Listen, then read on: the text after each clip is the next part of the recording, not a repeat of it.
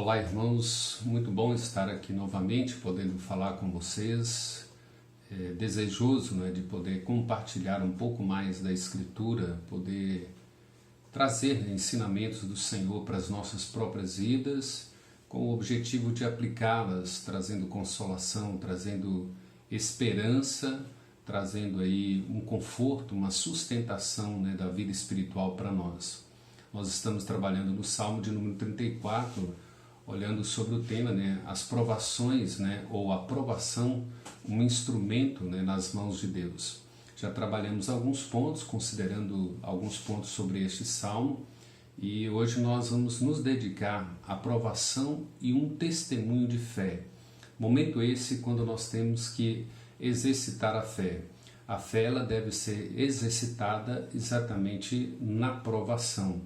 E eu creio que muitos irmãos nossos estão aí passando por situações difíceis, de decisões a serem tomadas, a apreensão, a angústia do que virá amanhã para nós, para cada um de nós. E por certo o nosso coração está temeroso, mas é bom olhar para a Escritura e aprender com a Escritura. Nada melhor do que a Escritura, do que a Palavra do Senhor para nos ensinar, para nos confortar, para nos trazer paz, para nos trazer estabilidade e muito mais, vivência, experiência e acima de tudo isso a esperança que nós temos no Senhor. E esse é o desejo nosso, de compartilhar a palavra do Senhor com os irmãos. Então pensando, a provação e um testemunho de fé. Então vejam bem, é exatamente na provação que nós exercitamos a fé no nosso Deus. Se você observar do versículo 4 até o versículo 10, Davi traz experiências vividas, experiências das quais ele teve que enfrentar no seu dia a dia, diante das suas provações, diante das suas tribulações. O versículo 4 até o versículo 10, ele fala de esperança, de um testemunho de fé, de uma confiança e de uma resposta a esta confiança. Ele diz assim, olha, busquei o Senhor e Ele me acolheu, livrou-me de todos os meus temores. Contemplai-o e sereis iluminados, e o vosso rosto jamais sofrerá vexame. Clamou este aflito e o Senhor ouviu e o livrou de todas as suas tribulações. Vejam que isso é muito importante, irmãos. A nossa experiência de fé, momento oportuno para você testificar ao mundo, você mostrar ao mundo o que é a sua fé, o que é a sua esperança e quais são as suas convicções sobre o Deus que você serve, que você teme. O versículo 8 diz assim, provai e vede que o Senhor é bom. Feliz é o homem que nele se refugia. Vejam que é necessário provar de Deus, não é? E ninguém melhor para provar de Deus ou provar do cuidado de Deus do que aquele que está passando, por provações, por tribulações. O cuidado de Deus, a assistência de Deus. Então vejam bem, o testemunho de fé nesse momento exige que nós estejamos ensinando as outras pessoas sobre o cuidado de Deus em toda e qualquer circunstância.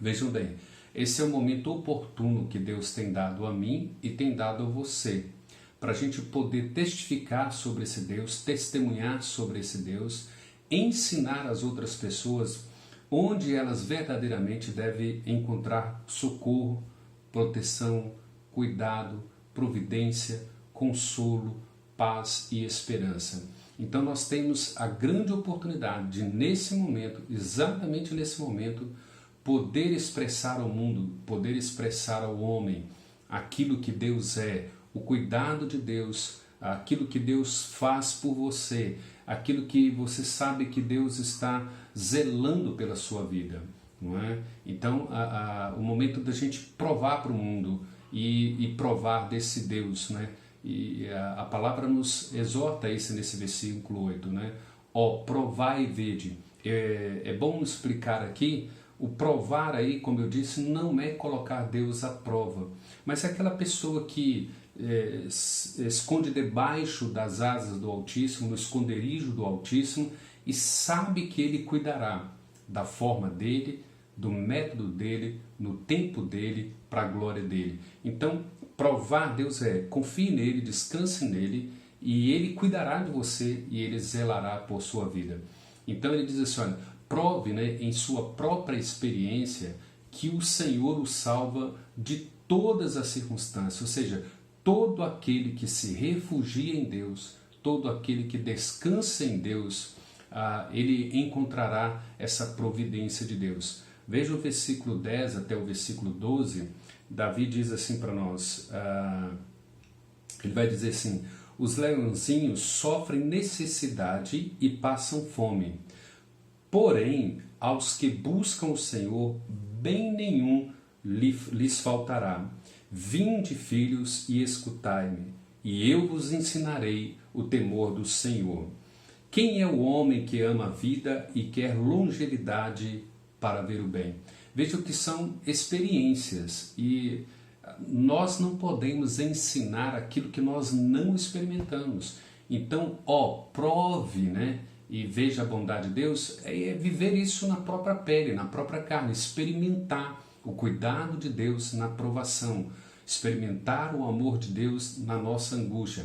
Sabe, quando nós olhamos para frente e não enxergamos o futuro na nossa ótica, na nossa esperança, mas quando nós colocamos a cosmovisão de Deus, a Escritura como, né, as lentes da nossa visão, nós vamos enxergar as coisas na ótica de Deus, no propósito de Deus, na proposta de Deus e para a glória de Deus. Então é muito interessante a gente fazer isso, né?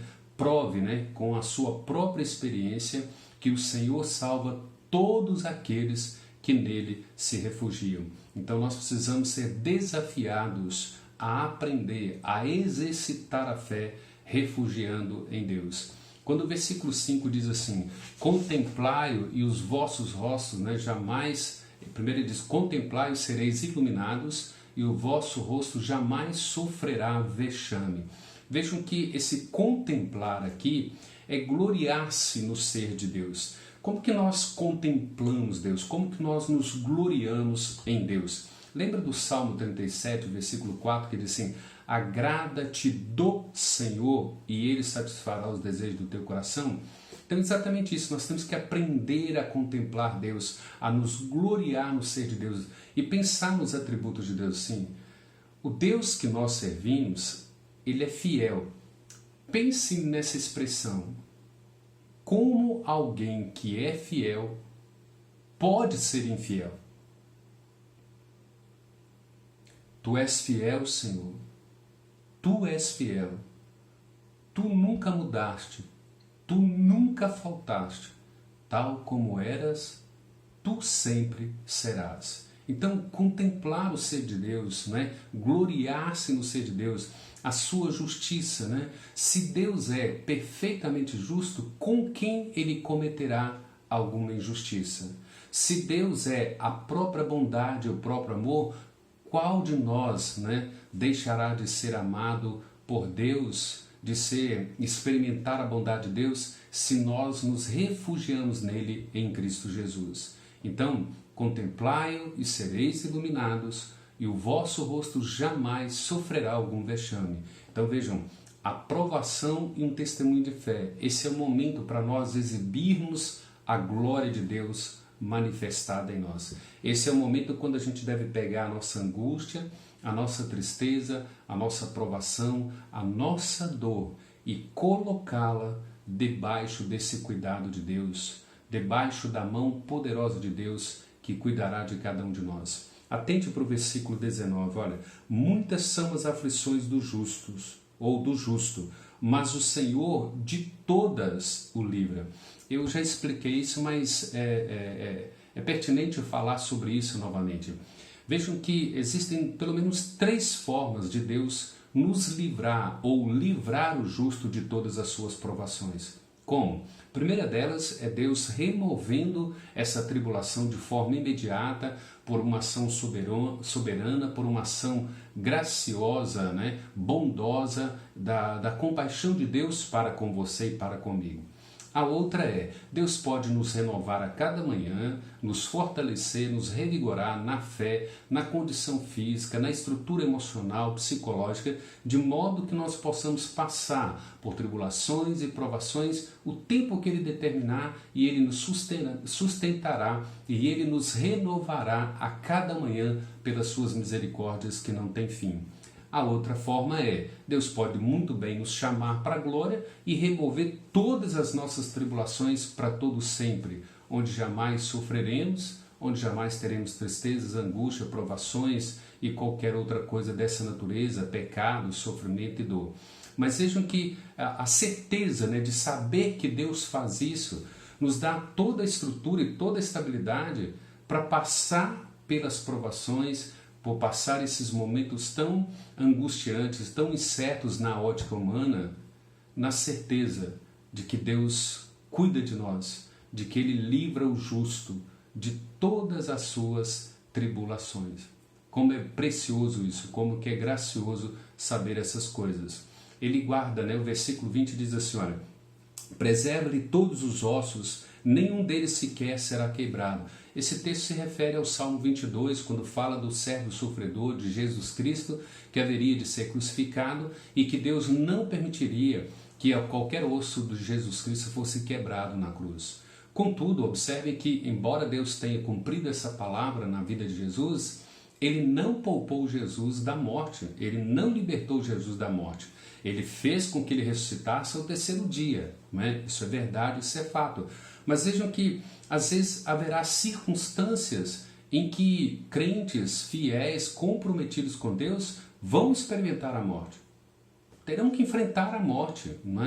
Nós olhamos para Hebreus capítulo 11 e contemplamos isso. Homens fiéis, servos fiéis a Deus, que não foram libertados, que tiveram que experimentar a morte, o sacrifício, o ser oferecido em fogueira em praça pública e outras coisas, de outras maneiras, de outras formas, como Estevão apedrejado, como irmãos nossos, conhecidos nossos que foram mortos na mais tenra idade, ainda jovem, em pleno vigor, e Deus os chamou para a glória.